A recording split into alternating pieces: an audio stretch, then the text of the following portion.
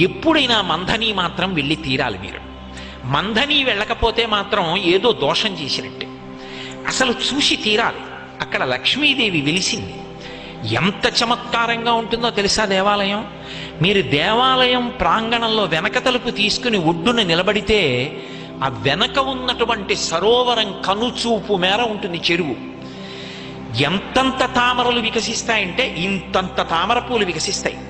అవే తీసుకొచ్చి అక్కడ లక్ష్మీదేవికి పూజ చేస్తారు.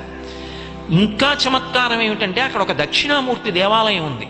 దక్షిణానికి తిరిగి ఉంటుంది శివలింగం. దక్షిణానికి తిరిగి ఉన్నటువంటి శివలింగం దగ్గరికి ఇప్పటికీ కూడా బ్రహ్మాండమైనటువంటి నాగుపాం తిరుగుతూనే ఉంటుంది. అందరికీ దర్శనమిస్తుంటుంది. మంథని పరమాద్భుతం. గోదావరి ఒడ్డున కోరి కోరి వెలి. అసలు మంథని నేను చెప్పలేను. దాని వైభవం ఏమో